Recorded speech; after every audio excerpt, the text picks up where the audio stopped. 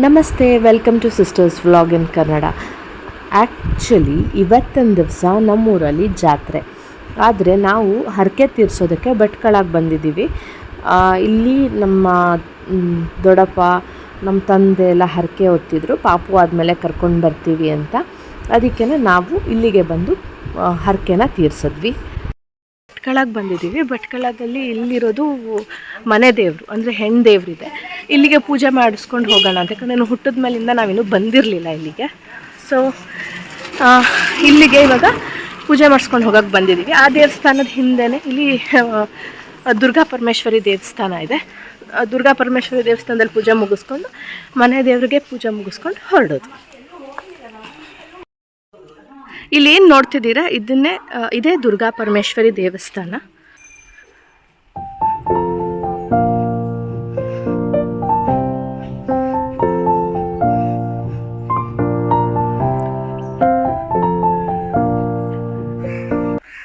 ನಿಮಗೂ ಕೂಡ ಈ ತಾಯಿ ದರ್ಶನ ಮಾಡಿಸ್ತೀನಿ, ಬನ್ನಿ.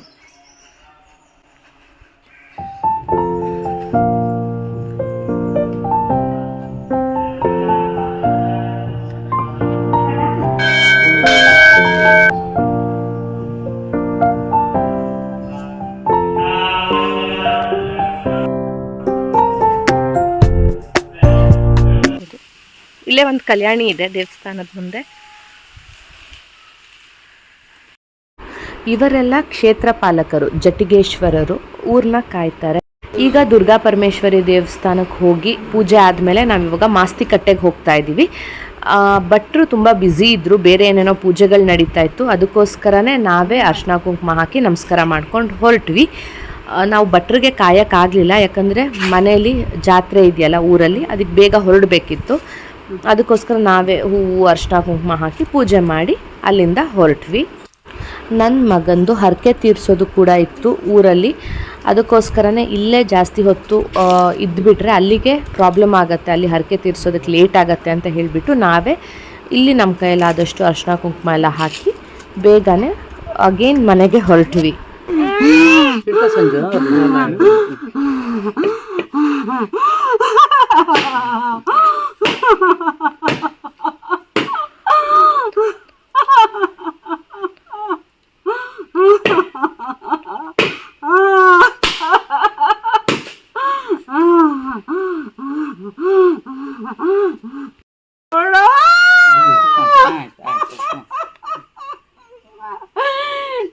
ಒಳ್ಳೆಯದಾಗ್ತದೆ ಮಗನೇ.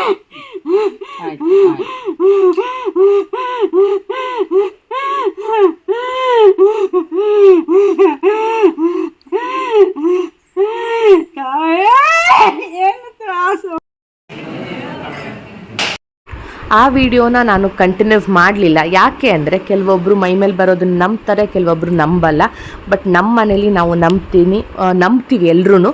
ಮುಂಚೆ ನಮ್ಮ ತಾತನಿಗೆ ಬರ್ತಿತ್ತು, ನಮ್ಮ ತಾತನ ನಂತರ ನಮ್ಮ ದೊಡ್ಡಮ್ಮಂಗೆ ಬರುತ್ತೆ. ಈ ಪೂಜೆಲಿ ಏನಾದರೂ ತಪ್ಪಾಗಿದೆಯಾ ಸರಿಯಾಗಿದೆಯಾ ಅಂತ ಬಂದು ತಿಳಿಸುತ್ತೆ, ನಮಗೆ ಉತ್ತರ ಸಿಗುತ್ತೆ ಅದರಲ್ಲಿ.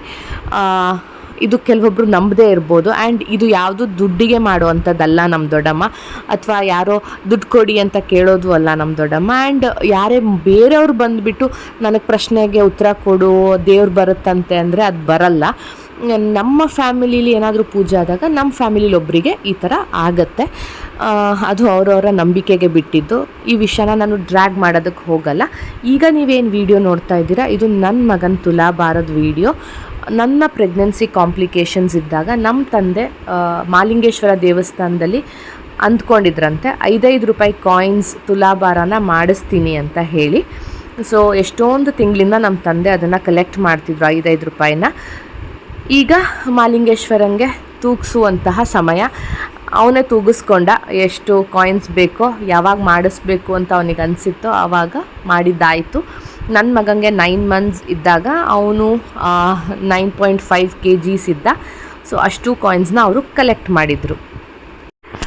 ನಮ್ಮ ಮನೇಲಿ ನಾವು ದೇವ್ರನ್ನ ತುಂಬಾ ನಂಬ್ತೀವಿ. ಆ್ಯಂಡ್ ಮಾಲಿಂಗೇಶ್ವರನಂತೂ ಎಲ್ಲರೂ ನಂಬ್ತೀವಿ. ಏನೇ ಸಣ್ಣ ಪುಟ್ಟದ್ದು ಏನೇ ನಮಗೆ ಬೇಜಾರು ಅನಿಸಿದ್ರು ಸಹ ಯಾವುದಾದ್ರೂ ಒಂದು ನೆರವೇರಬೇಕು ಅನ್ನೋಂಗಿದ್ರೆ ಮಾಲಿಂಗೇಶ್ವರನಿಗೆ ಹೇಳ್ಕೊಂಡ್ರೆ ಸಾಕು ಅನ್ನೋ ನಮ್ಮ ನಂಬಿಕೆ. ಎಷ್ಟೊಂದು ಚಮತ್ಕಾರನ ನಾವೇ ಎಕ್ಸ್ಪೀರಿಯನ್ಸ್ ಮಾಡಿದಾಗಲೇ ಅದು ನಮಗೆ ಗೊತ್ತಾಗೋದು. ಇಲ್ಲಿ ನಾಸ್ತಿಕರು ಇದ್ದಾರೆ, ಆಸ್ತಿಕರು ಇದ್ದಾರೆ. ನಂಬದೇ ಇದ್ದವರು ನನಗೆ ಗೊತ್ತಿಲ್ಲ, ಬಟ್ ನಮ್ಮ ಎಕ್ಸ್ಪೀರಿಯನ್ಸಿಗೆ ಬಂದಾಗಲೇ ನಮಗದು ಗೊತ್ತಾಗೋದು. ಹೌದು ಆಗುತ್ತೆ, ಏನೋ ಒಂದು ಪಾಸಿಟಿವ್ ಎನರ್ಜೀಸ್ ಇದೆ ಅಂತ ನಮ್ಮೆಲ್ಲರಿಗೂ ಆ ಎಕ್ಸ್ಪೀರಿಯನ್ಸ್ ಆಗಿದೆ ನಮ್ಮ ಫ್ಯಾಮಿಲೀಲಿ. ಅದಕ್ಕೋಸ್ಕರನೇ ಈ ದೇವ್ರನ್ನ ನಾವು ತುಂಬ ನಂಬ್ತೀವಿ.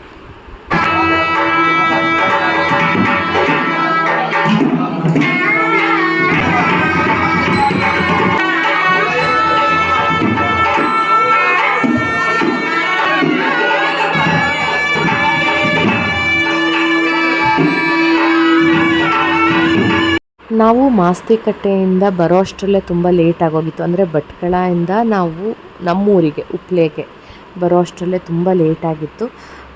ಎಲ್ಲರೂ ಅವಸರ ಮಾಡ್ತಾಯಿದ್ರು ಪೂಜೆಗೆ. ಅದಕ್ಕೋಸ್ಕರನೇ ನನ್ನ ಮಗನಿಗೆ ಯಾವ ಬಟ್ಟೆ ತಗೊಂಡಿದ್ನೋ ಅದನ್ನೂ ಹಾಕೋಕ್ಕಾಗಲಿಲ್ಲ. ನಾನು ಕೂಡ ಸ್ಯಾರಿ ಆಗಲಿ ಅಥವಾ ನಾನು ತೊಗೊಂಡಿದ್ದ ಡ್ರೆಸ್ ಕೂಡ ಹಾಕೋಕ್ಕೆ ಆಗಿರಲಿಲ್ಲ. ಅಲ್ಲಿಂದ ನಾವು ಹೇಗೆ ಬಂದ್ವೋ ಸೀದಾ ಹೀಗೆ ತುಲಾಭಾರಕ್ಕೆ ಬಂದಿದ್ವಿ.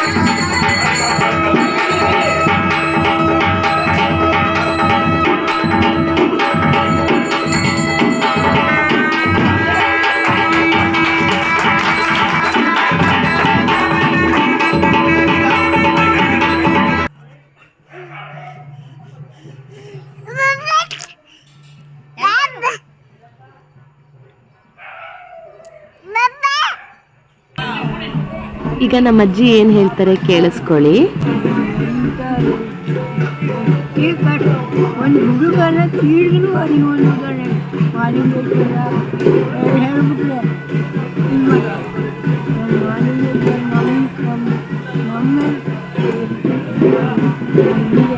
ನಮ್ಮಲ್ಲಿ ಎಷ್ಟು ಪ್ರೀತಿ ಇದೆ ನಮ್ಮ ಮಾಲಿಂಗೇಶ್ವರ.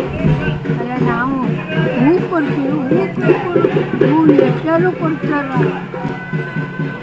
ಕೆಲವೊಂದು 4 ಇತ್ತು, ಒಂದು 7 ಅದನ್ನೆಲ್ಲ ಹೀವಲ್ಲಿ ಹಾಕಿದ್ರು ಕೊಡ್ತೀವಿ. ನಾವು ಸಿನಿಮದಲ್ಲಿ ಹೋದಂಗೆ ಆಗೋಯ್ತು, ಹಿಂಗಾಗೋಯ್ತು ಮಗ ಬುದ್ಧಿವಂತನಿಗೆ. ಹೌದಮ್ಮ, ಆ ಮಾಲಿಂಗೇಶ್ವರನ ಕಾಪಾಡ್ತಾರೆ. ನಮ್ಮ ಅಜ್ಜಿ ಇಲ್ಲಿ ಏನು ಹೇಳ್ತಾ ಇದ್ದಾರೆ ಅಂದರೆ ಅವರು ಕೂಡ ಮಾಲಿಂಗೇಶ್ವರನ ತುಂಬ ನಂಬ್ತಾರೆ. ಅವ್ರು ಹೇಳ್ತಾ ಇದ್ದಾರೆ ಏನೇ ಸಮಸ್ಯೆ ಆದರೂ ಮಗು ಹತ್ರ ಕೂಡ ಮಾಲಿಂಗೇಶ್ವರನ ನೆನೆಸ್ಕೊ, ಮಾಲಿಂಗೇಶ್ವರನಿಗೆ ಹೂವು ಕೊಡು ಅಂತ ಕೇಳ್ಕೊಂಡ್ರು ಹೂವಿನ ದಳ ಆದರೂ ನಮಗೆ ಸಿಕ್ಕೇ ಸಿಗತ್ತೆ ಅಂತ ಹೇಳ್ತಾ ಇರೋದು. ಅವರು ತುಂಬ ನಂಬೋದ್ರಿಂದ. ಆಮೇಲೆ ಇನ್ನೊಂದು ಅವರಿಗೆ ಟೆನ್ಷನ್ ಆಗಿದ್ದೇನಂತ ನಾವು ವೆಯ್ಟೆಲ್ಲ ಚೆಕ್ ಮಾಡಿಸಿನೇ ಅಷ್ಟು ವೆಯ್ಟ್ದೆ ಕಾಯಿನ್ಸ್ ತಂದಿದ್ದು. ಬಟ್ ಆದರೆ ಅಜ್ಜಿಗೆ ಅದೆಲ್ಲ ಗೊತ್ತಾಗಲ್ಲ ಅಲ್ವಾ. ಎಲ್ಲಿ ಅವ್ರ ಮಗನಿಗೆ ಊರಲ್ಲಿ ಎಲ್ಲರ ಮುಂದೆ ಅವಮಾನ ಆಗೋಗ್ಬಿಡುತ್ತೋ, ಕಾಯಿನ್ಸ್ ಕಮ್ಮಿಯಾಗಿ ತುಲಾಭಾರ ಕರೆಕ್ಟಾಗಿ ನಡೀದೇನೆ ಮಗಂಗೆ ಅವಮಾನ ಆಗೋಗ್ಬಿಟ್ರೆ ಅಂತ ಚಿಂತೆ ಅವರಿಗಾಗಿತ್ತು. ಇದನ್ನೇ ಅಲ್ವಾ ತಾಯಿ ಪ್ರೀತಿ ಅಂತ ಅನ್ನೋದು. ಹೌದಪ್ಪ, ನಮ್ಮನೆ ಕಾಪಾಡ್ಕೊಂಡು ಮಾಲಿಂಗೇಶ್ವರ. ಈಗ ನಿಮ್ಗಾಗಲೇ ಗೊತ್ತಾಗಿರುತ್ತೆ ನಾನು ಏನಕ್ಕೆ ಇಲ್ಲಿ ಬಂದಿರೋದು ಅಂತ. ನನ್ನ ಮಗನಿಗೆ ತುಲಾಭಾರ ಇತ್ತು ಆ್ಯಂಡ್ ತುಲಾಭಾರ ಇತ್ತು, ಆಮೇಲೆ ಅನ್ನಪ್ರಾಶನ ಕೂಡ ಇದೆ ಆ್ಯಂಡ್ ತೇರು ಕೂಡ ಇದೆ. ಎಲ್ಲದೂ ಒಟ್ಟಿಗೆ ಆಗುತ್ತೆ ಅಂತ ಈಗ ಬಂದಿರೋದು. ಬನ್ನಿ ತೇರು ನೋಡೋಣ.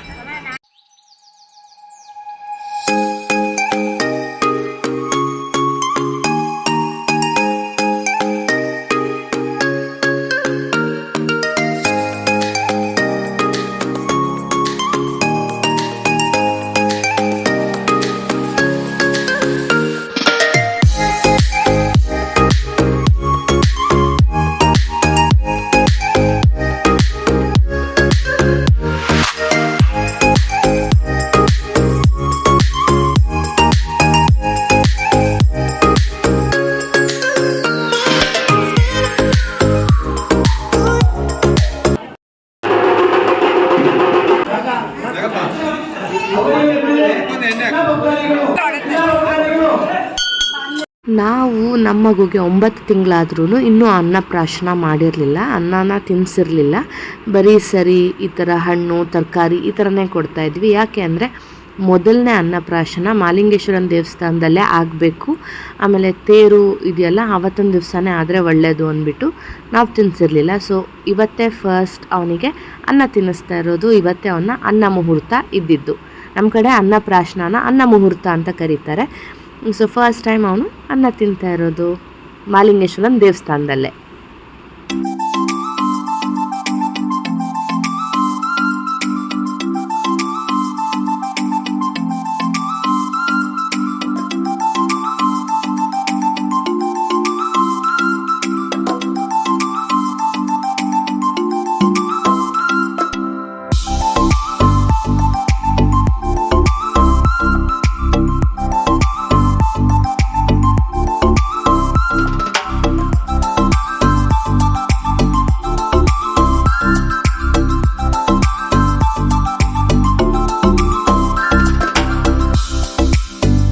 ನಾವು ಪಾಪುಗೆ ಅನ್ನಪ್ರಾಶನ ಮುಗಿಸಿ ನಾವಲ್ಲಿ ಪ್ರಸಾದ ತೊಗೊಂಡು ಊಟ ಮಾಡಿ ಮನೆಗೆ ಬಂದು ರೆಸ್ಟ್ ಮಾಡಿ ಹೇಳೋ ಅಷ್ಟರಲ್ಲೆಲ್ಲ 8:40 ಆಗೋಗ್ಬಿಟ್ಟಿತ್ತು ಈವ್ನಿಂಗ್. ಈಗ ತೇರು ಬೀದಿಲಿ ತುಂಬಾ ಗೇಮ್ಸ್ ಇರುತ್ತೆ, ಫುಡ್ ಇರುತ್ತೆ, ಆಮೇಲೆ ಹರಾಜಿರುತ್ತೆ, ಅದೆಲ್ಲ ತುಂಬಾ ಚೆನ್ನಾಗಿರುತ್ತೆ. ನಾನಿಲ್ಲಿ ಫುಲ್ ವೀಡಿಯೋ ಹಾಕೋಕ್ಕಾಗದೇ ಇದ್ದರೆ ಶಾರ್ಟ್ಸಲ್ಲಿ ಹಾಕ್ತೀನಿ, ನೀವೆಲ್ಲರೂ ನೋಡಿ ಎಂಜಾಯ್ ಮಾಡ್ತೀರಾ ಅಂತ ಅಂದ್ಕೊಂಡಿದ್ದೀನಿ. ಸೊ ಈಗ ನಾವು ತೇರು ಬೀದಿಗೆ ಬಂದಿದ್ದೀವಿ. ಬನ್ನಿ ಏನೇನಿದೆ ಅಂತ ತೋರಿಸ್ತೀನಿ.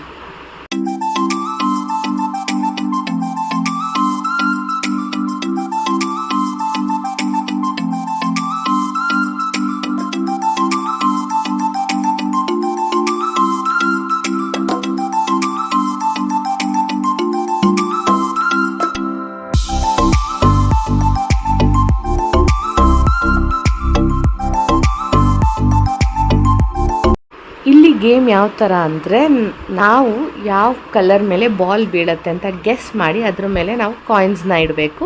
ನಾನು ಗ್ರೀನ್ನ ಸೆಲೆಕ್ಟ್ ಮಾಡಿದ್ದೆ. ನಾನು ಇಲ್ಲಿ ಗ್ಯಾಂಬ್ಲಿಂಗ್ ಮಾಡಿದ್ದೀನಿ. ಇವಾಗ ಈ ಗೇಮ್ಗೆ ನಾನು ಎಷ್ಟು ರೂಪಾಯಿ ಕೊಟ್ಟಿದ್ದೀನೋ ಅದಕ್ಕಿಂತ ಇನ್ನೊಂದು 10 ರೂಪಾಯಿ ಜಾಸ್ತಿ ಕೊಟ್ಟರೆ ನಮಗೆ ಕೂಲ್ ಡ್ರಿಂಕ್ಸ್ ಬಾಟಲೇ ಬರುತ್ತೆ.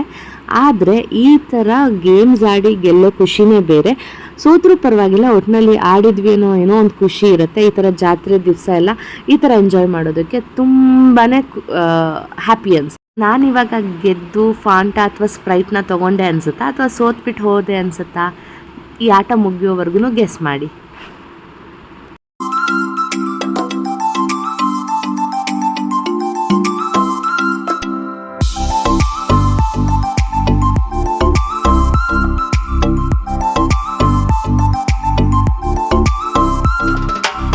ಲಕ್ಕಿ ಹುಡುಗ ಯಾವ ಕಲರ್ ಮೇಲೆ ಬಾಲ್ ಹಾಕ್ತಾ ಗೊತ್ತಾ? ಗ್ರೀನ್ ಕಲರ್ ಮೇಲೆ. ನಾನು ಸೆಲೆಕ್ಟ್ ಮಾಡಿದ್ದು ಗ್ರೀನ್ ಕಲರ್. ಸೊ ಈ ಸತಿ ಫಾಂಟಾ ಗೆದ್ದಿದ್ದು ನಾನು.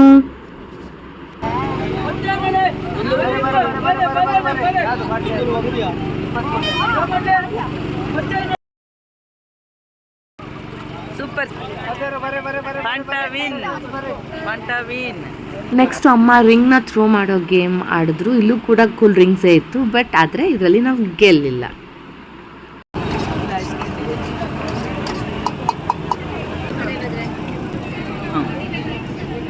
ಬೆಂಗಳೂರಲ್ಲಿ ಎಲ್ಲ ಸಿಕ್ಕಿದ್ರು ಜಾತ್ರೆ ತಿನ್ನೋದೇ ಸೂಪರ್ ಆಗಿರುತ್ತೆ. ಜಿಲೇಬಿ ಬಿಸಿ ಇದೆಯಮ್ಮ? ಸೂಪರ್ ಬಿಸಿಯಾಗಿದೆ. ಏನೇ ತಿಂದರೂ ending with the ice cream. ಇಷ್ಟು ನಾವು ತಿನ್ನೋವರೆಗೂ ಅವ್ನು ಎದ್ದಿರಲಿಲ್ಲ. ಅದಕ್ಕೋಸ್ಕರ ನಮ್ಮ ಭಾವನ ಜೊತೆಗಿದ್ದ. ಅವನು ಎದ್ದಿದ್ರೆ ಯಾರ ಜೊತೆಗೂ ಹೋಗಲ್ಲ ಅವನು. ಇದಾದಮೇಲೆ ಕೊನೆಯಲ್ಲಿ ಹರಾಜು ನಡೆಯುತ್ತೆ. ಅದರಲ್ಲಿ ದೇವರಿಗೆ ಏನು ಹೂವು ಹಣ್ಣು ಎಲ್ಲ ಇಟ್ಟಿದ್ವಲ್ಲ ಅದನ್ನು ಹರಾಜು ಕೂಗ್ತಾರೆ. ಯಾರಿಗೆ ಇಷ್ಟನೋ ಅವ್ರು ಅದನ್ನು ತೊಗೊಳ್ಬಹುದು ದುಡ್ಡು ಕೊಟ್ಬಿಟ್ಟು. ಆ ದುಡ್ಡನ್ನ ದೇವಸ್ಥಾನಕ್ಕೆ ಉಪಯೋಗಿಸ್ಕೊಳ್ತಾರೆ.